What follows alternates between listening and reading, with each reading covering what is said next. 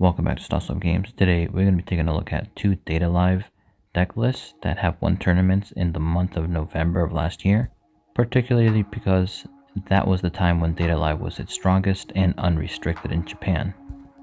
Also, I changed the format of how I run these videos. This time around, I'm going to be going over the deck list at the same time. Doing this will help alleviate a lot of the redundancy because a lot of times we end up going over the same cards over and over again.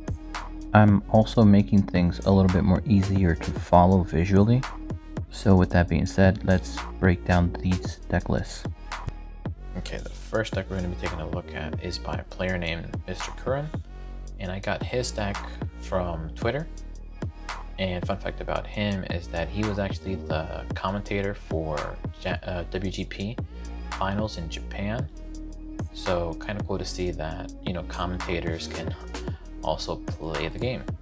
And I used his deck that he posted on Twitter and imported it to Encore decks just because it's easier to see visually. And for the sake of this video, it's going to be easier to follow when going over the cards one by one.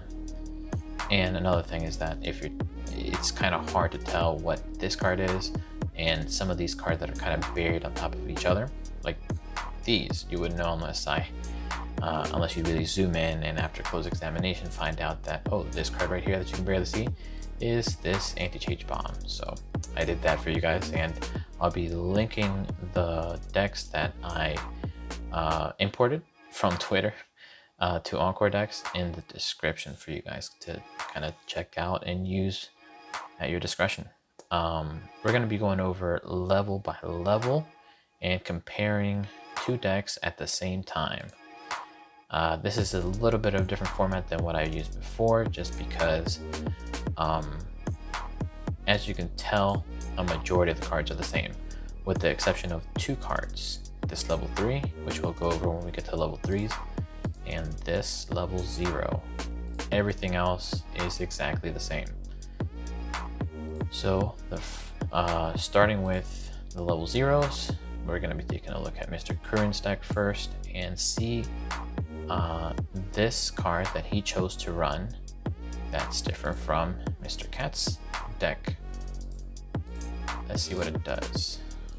And we're going to be also using part of the cards for translations because Google Translate isn't always that accurate. So let's see what this card does and why he chose to run it. This card has the auto effect when this attacks.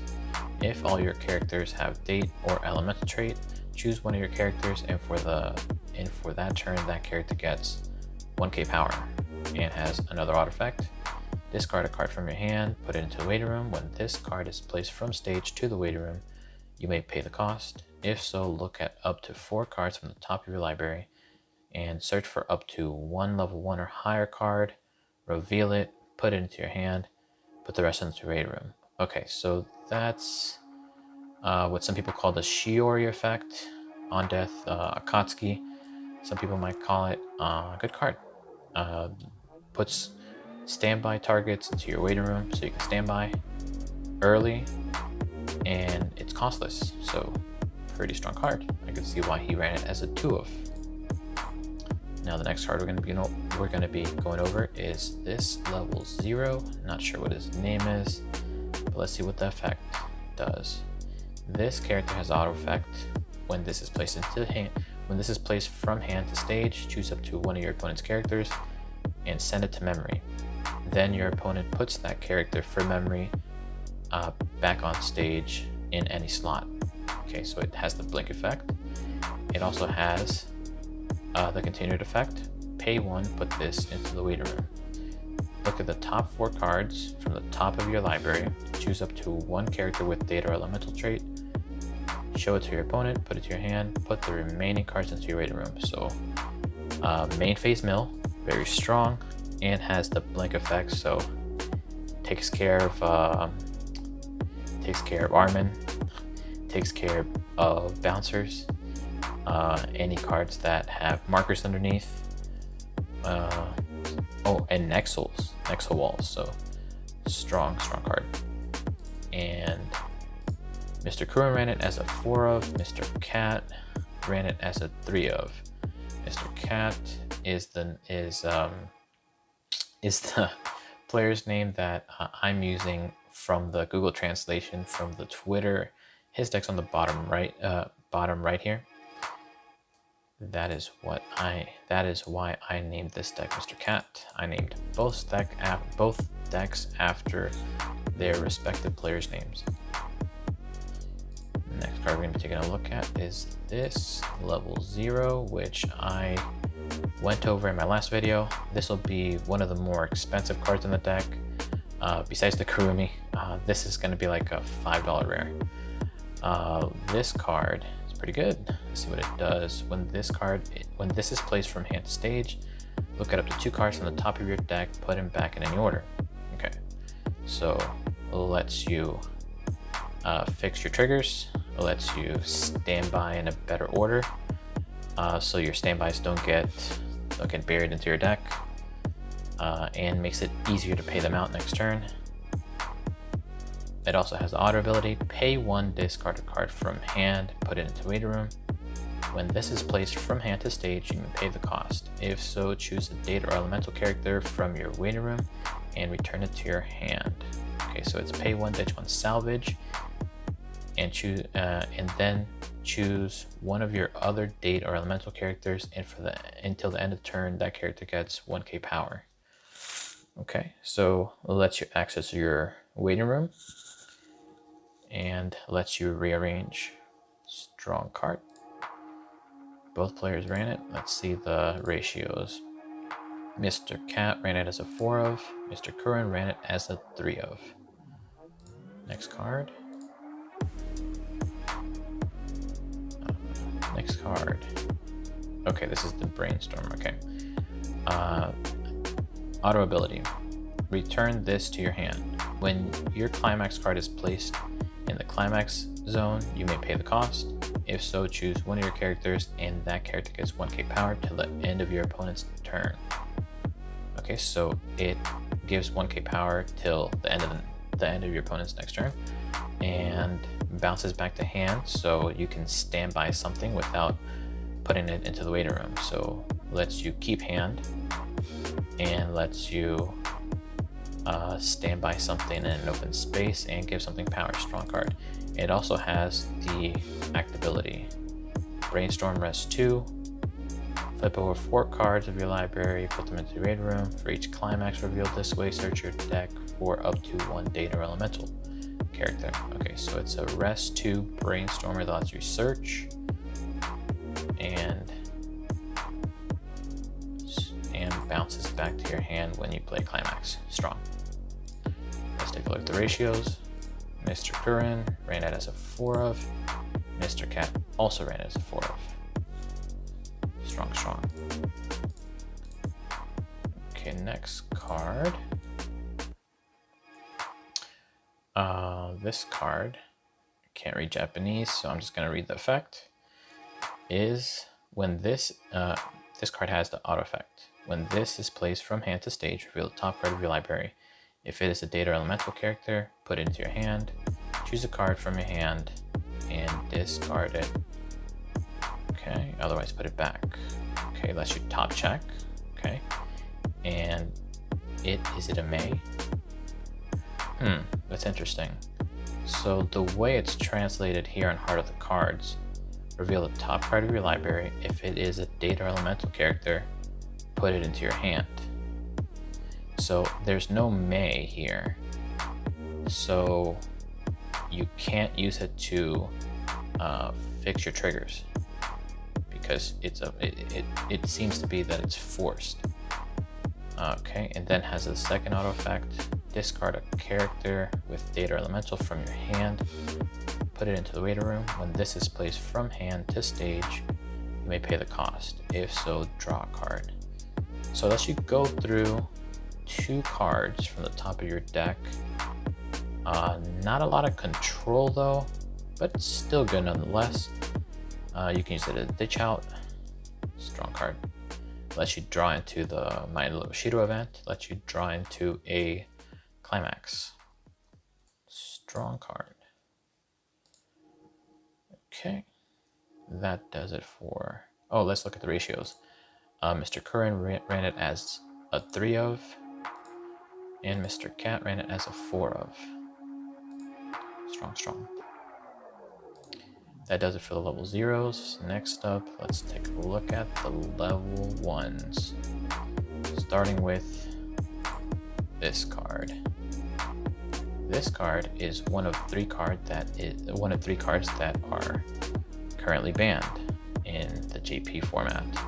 But in English, we do not have any restrictions, so we can use it in combination with the other cards that are banned in the JP format.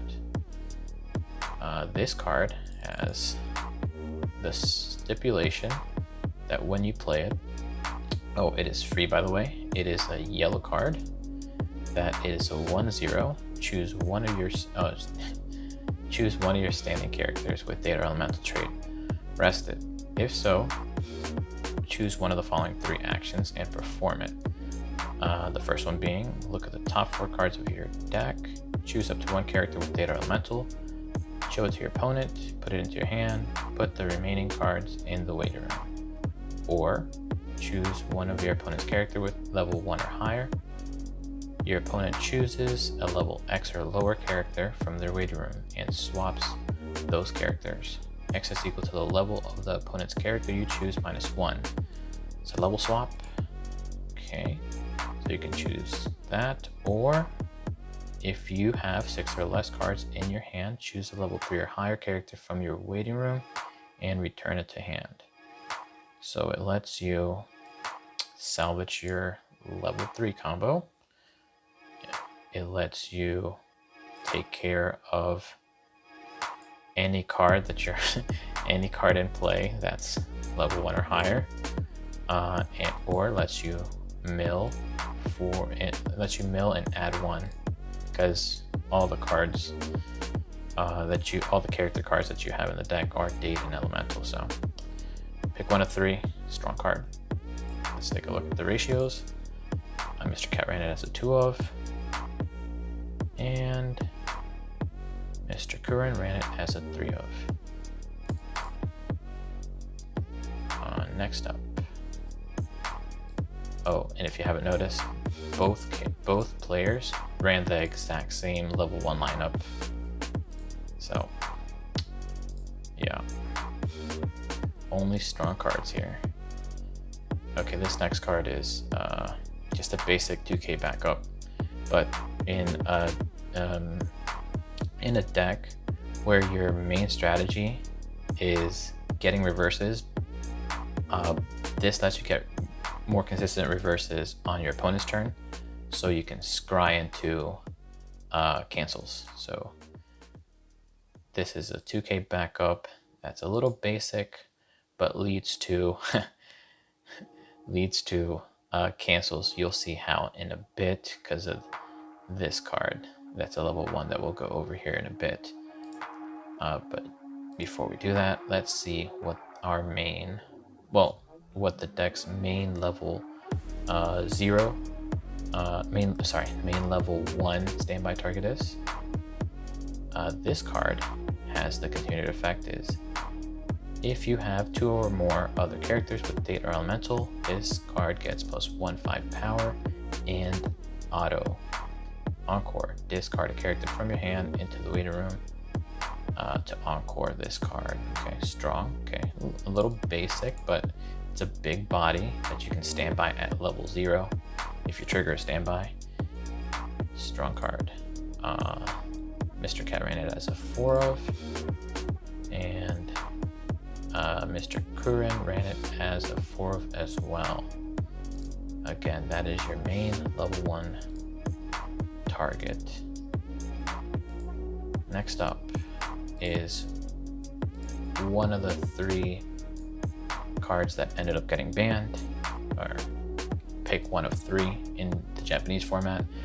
This has the auto effect. At the beginning of your opponent's draw phase, choose one of your characters, and for that turn, that character gets +1/5 power, 1,500 power. And has another auto effect during your opponent's turn. If your opponent's character reverses, look at the top card of your library and put it on top or bottom of your library. So get a reverse with one of your big bodies, look at the top card. If it's a climax, leave it there. If it's not, put it at the bottom and maybe scum a cancel. And you do that in 3 lanes if all your characters get reverses. Pretty strong, pretty strong. And next, let's exit that. Okay, next up is, oh wait, let's take a look at the ratios. Mr. Cat ran that back row support as a 3 of, and Mr. Curran ran it as a 3 of as well. Okay, same ratios. This next card, okay, this next card is pretty cool. This next card is a 1/1 blue character that has the auto effect pay 1 at the beginning of your opponent's attack phase. You may pay cost. If so, choose this and one of your characters with data or elemental trait, stand and swap them. Okay, so you can't run away from this.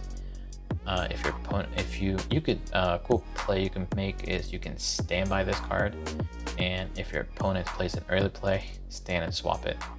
So they can't run from this. Pretty cool card. Also has the other auto effect. When this card becomes reversed, if the level of the battle opponent of this is higher than your opponent's level, you may put that character on the bottom of the library. So it's an early play bottom decker. Pretty strong. Early play bottom decker bomb. Let's look at the ratios. Mr. Curran ran it as a 1 of. Mr. Cat ran it as a 1 of as well. Okay, and that'll do it for the level 1s. Level 2s, let's take a look. Both players played the exact same level 2 lineup. Let's take a look at this counter right here. Oops. Okay. This counter right here backs up for 2,500 power for 1 stock, and you can pay an additional 2. When you use the backup of this, you may pay the cost. If so, return all cards in your waiting room to the library and shuffle your library. Okay, so it's a free fresh. Pay 3, free fresh, that lets you cancel. So cool thing about this is that if you cancel with this and refresh, and your deck has no more climaxes, all of a sudden now you have a chance to cancel, because when you get the reverse, you can look at the top card and then put it at the bottom with the 1/0 support blue card that we looked at before. It lets you scribe to get closer to your cancels, and also lets you free fresh, so you're living forever and never taking refresh damage. Strong card. Oh, and fixes for the My Little Shooter event. Pretty strong. Next up is your main level 2 standby target. That feeds into your game plan of scrying into cancels. First ability, first continued effect. For each of your other date or elemental characters, this gains plus 1k. So it sits at 6, 7, 8, 9, 10, 5 max, and has the auto ability when the battle opponent of this card becomes reversed, look at the top 2 cards of your library. Put them back on top of your library in any order. So look at the top 2. If the first card you find is climax, then put it back as the second card so that you can cancel and get closer to another cancel. And when used in combination with the 1/0 blue card we looked at before, you can scry one before doing this, so you can look at up to 3 cards to get into a cancel. Also, if you're getting reverses on your turn with this card, you're looking at the top 2 and kind of looking into the future. So you get to sequence your attacks better based on the triggers that you see. Next up, that does it for the level 2s. Next up are the level 3s. Starting with this. I think her name is Kurumi, but let's see what the effect does. She has the continued effect. If you have 2 or more other data or elemental characters, this gains +1/5 power. And the following ability. When the battle opponent of this becomes reversed, you may send that character to memory. Okay, it has an auto ability. When this is placed from hand to stage, you may put the top card of your clock to waiting room, so heal 1. And has another auto ability. Pay 3, discard a card from hand, put it to the waiting room. When this attacks, you may pay the cost. If so, your opponent puts the bottom 5 cards of their library into the waiting room, deal X damage to your opponent, and for the turn, this gains 2k power. X equals the number of climax cards moved to your opponent's waiting room by this effect. So this is what some people call an Icy Tail. It is your auxiliary finisher.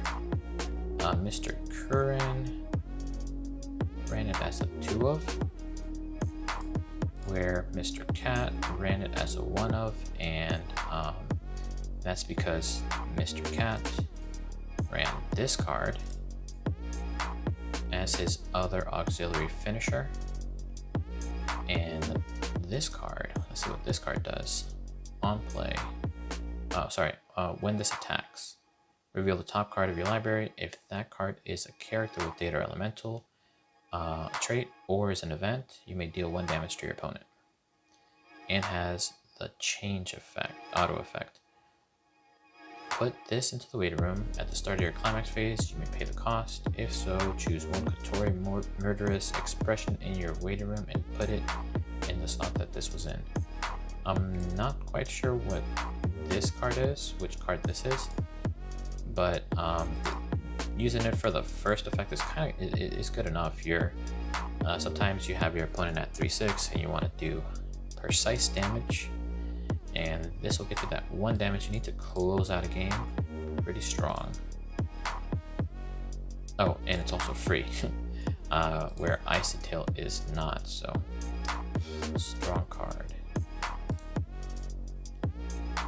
But Mr. Curran chose to run an additional Icy Tail instead. Next up is this level 3 assist macro character.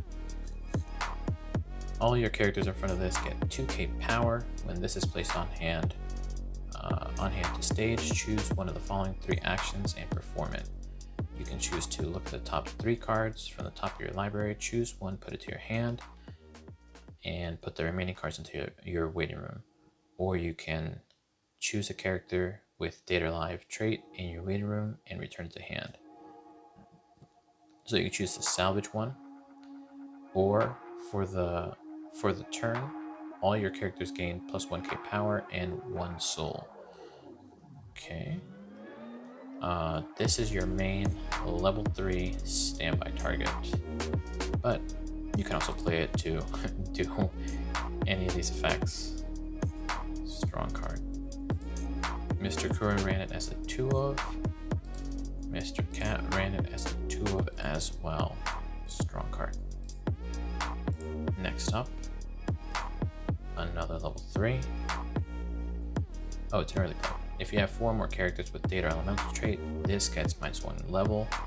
When this is placed from hand to stage, you may put the top card of your clock to the waiting room, so heal 1. And has auto effect. When this is placed from hand to stage, if you have another data or elemental character, until the end of your opponent's turn, this gains +2k power. Okay, so pretty strong. Helps you get reverses and scry 1 and heal. And it's a pretty easy early play condition to meet. Just have a full field. Mr. Curran ran it as a 1 of. Mr. Cat ran it as a 2 of. Next up, and the final card. This card is the 3rd card that was banned in the JP format, where not banned, but you have to pick one of 3. This is that 3rd card that's on the banned and restricted list. It states that it has the continued effect. If you have 2 or more characters with data or elemental trait, it gains 1k power. And when this is placed from hand to stage, put the top card of your clock to the waiting room so it heals 1, and has the climax combo. When this attacks, if Fearless Smiles in your climax zone and you have 2 or more other characters with date or elemental trait, choose one of the 3 actions and perform it. The first one being place all your opponent's stock into the waiting room, then move an equal number of cards from the top of their library into their stock. So stock swap. Or you can choose to put up to 3 cards from your opponent's waiting room back into their deck. And then your opponent shuffles their library. So if you know they're out 8 climaxes, you'll probably want to do this to finish the game or do the most damage you can. Or you can choose the 3rd effect, which is discard 2 from your hand, put it into your waiting room. If you discarded 2 cards this way, deal 3 damage to your opponent. Let's look at the ratios. Both players ran it as a 4 of. Strong card. Pick one of 4 strong events. One of 4 effects. They're all good. Pick one. Just so many options. So strong. But yeah, one last thing I want to mention is about Mr. Cat's deck, is that he won. He used this deck to win a 3v3 teams tournament. So it just goes to show that Dow can win singles and teams. That's why in the description I put 3v3 teams. Okay, so that about wraps this video up. Hopefully I was able to give you guys some good ideas for deck building, but the 60 card list is pretty much set. As for my next video, I might be taking a little bit of a break because although I do like to do the box breakdowns, I'm not that into Data Live as a set, so I don't plan to buy any. But if there's enough demand, then I'll look into getting a box. Otherwise, I'm just going to wait for the next release. Anyways, thanks again for watching. See you guys next time.